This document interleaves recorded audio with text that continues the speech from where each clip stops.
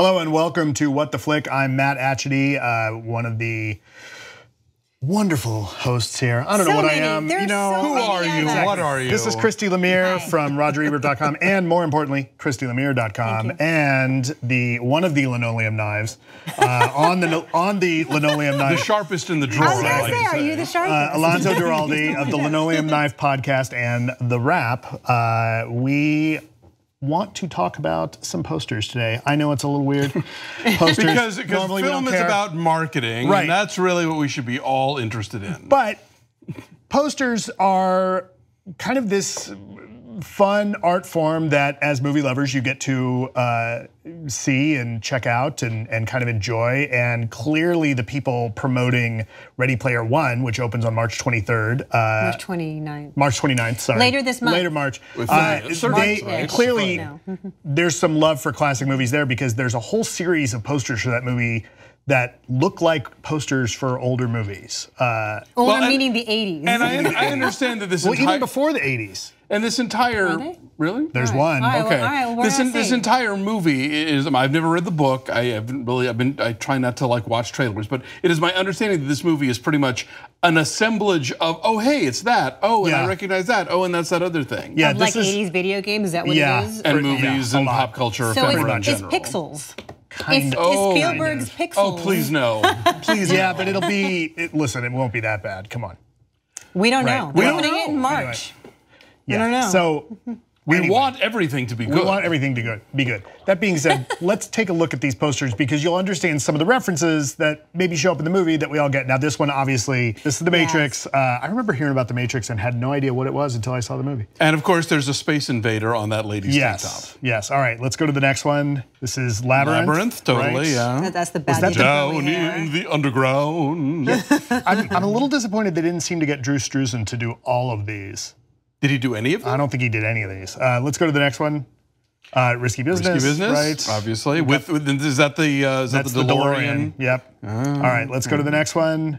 Beetlejuice. Right. These. So with an eclipse or something going on right there. Yeah. Okay. Let's go to one more. See, now that's Bullet is the 70s, that's Bullet. Yeah. Bullet. That's the 70s, right? Okay, yes. Which again, we have the DeLorean, right, in the car chase. All right, let's go one more. Another DeLorean. Right, another DeLorean. And Spielberg produced this movie, right? Didn't he produce Back to the Future? He did. It was an Emblem joint? Yes, it was. All right. Lost Boys. And Lost Boys, right? A Joel Schumacher joint. Indeed it was. Indeed it was. Okay, what's next? Iron Giant. Iron Giant, who we've seen in the trailer, shows up in the movie. Well, he pops up in just the plain old poster. I saw the big sort of billboardy one at the Grove when you're going down the escalators in the parking lot, and I said, that's the Iron Giant. Yep. Okay, let's go one more. This is cute. That's cute. Right, Breakfast Club. That actually would be a really fun version of the Breakfast Club. Right. I would watch that. Why are they all in detention? Right, they're all in detention. This is such an iconic poster, though, that I've seen it done a lot of different ways over the years. Right. Well, I mean, people do that with all the time. Now, this one, I'm not sure we've got the right timing to do a Rambo theme poster. Well, maybe there never is. I was going to say, Ira Madison at Daily Beast and the Keep It podcast was tweeting about how Heathers, the TV show, got pushed back because of the Parkland shooting, and he was like, "Yeah, good luck staying away from a school shooting. Right. Like, when does enough time pass after one that we can have a thing? You know?" Okay. Do we have another one? Yes. All right. Blade Runner. Right. Also not the 80s. Also with the DeLorean again. No, that's the 80s. Yeah. 82, yeah. Right. Original. I guess the DeLorean's going to be Goonies, all right. also Spielberg. Goonies, yes. Right. That was Richard Donner. Richard Donner. Confession time. I've never seen the Goonies. Ooh. What? And I've never seen the Goonies. And you say you are an 80s aficionado. It's your childhood too. But I was in college by the time the Goonies came out. You know what? So that movie holds. my I will tell you that holds up pretty well. We watched that with Gabe a few years back, and it holds up relatively well. Because I've heard people say they still love it, or they loved it when they were kids and they saw it again recently. Were like, oh my god! It just, to me, it seems like a Robert Altman movie for kids. I just imagine a bunch of simultaneous screaming voices. No, it's more like light Indiana Jones. And clearly is one of the influences on Stranger Things. Like of the many 80s things that they cherry picked to make that, that's definitely right. That. There's a lot. Stand By Me, I did see both of the Cyndi Lauper videos though. Oh well, she did it as a two-parter. Goon Enough. There's like a whole that song. one, right? Yeah, that's all you need. Okay, then that's all you need. So Ready Player One opens on the 29th, which I know some people are excited about. I've read the book. The book is solid. What's it about? It's virtual reality kind of. It's not. Tron. It's some. There's some Tron in it. There's some Snow Crash. If anyone. People have. That's another one of the kind of iconic cyberpunk stories. You know, it's. That's probably the best way I could describe it. But you've not read Snow Crash. I have not. No. There's a little bit of Tron in it. There's a little bit of Matrix.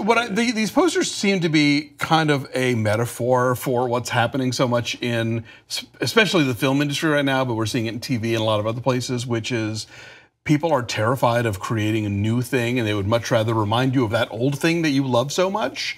You know, so like that's why on TV we're getting Will and Grace and Roseanne and all these other shows like, you know, Murphy Brown now being rebooted. And Lost in Space. And Lost in Space. We'll be getting to that later today. That's frustrating because for a long time you could at least look at TV and be like, okay, you might get the odd spinoff, but for the most part you're getting new stories on TV where we've been getting remakes and sequels, especially remakes and reboots and movies for so long, and now they're doing that on TV again, and it's a little like... It's just, I mean, and yes, obviously remakes have been happening as long as there has been movies, but so much now is this kind of corporate think of, rather than gamble on 10 movies and hope that one of them becomes Star Wars, we'll just do Star Wars again. Well, various incarnations, Star Wars. But I would also argue that until as a culture we stop watching remakes, then we only have ourselves to blame, right? I mean, part of the problem is that we go to them. Yes, and again, like there's nothing new about this. I mean, you know, the Maltese Falcon that we all remember with Humphrey Bogart was like the second or third screen iteration of that story. Right, Scarface. You know? Yeah. The Scarface everyone knows is not the original Scarface, right? The big Ten Commandments with Charlton Heston was like same director remaking his own silent film. Yeah. Ben-Hur. It should have been the next 10 Commandments. There we go. 10 more. 10 more commandments. This I think it seems like it's trying to appeal to us as adults, people from the 80s, but also kids who will be into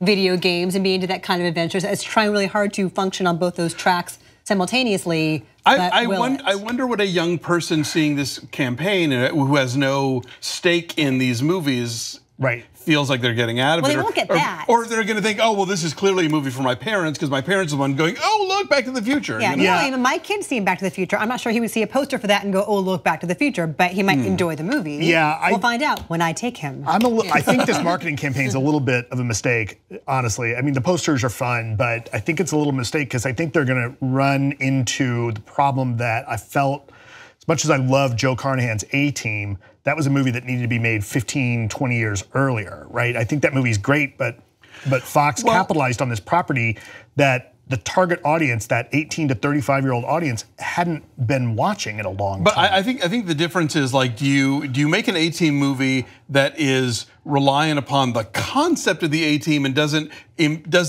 rely upon you having watched the original show, versus my takeaway from this movie is your love of this nostalgic stuff is essential for how you take this movie in, because so much of it is about referencing and about homage and shout out and whatever else, you know. Like Baywatch, like the terrible Baywatch and Chips movies. Well, those are for us in theory, and those couldn't decide what they wanted to be. I mean, like 21 Jump Street at least had the presence of mind to be like, yes, the original was ridiculous, and we know that, and we're going to just sort of play around with what was ridiculous about that concept and have fun with it.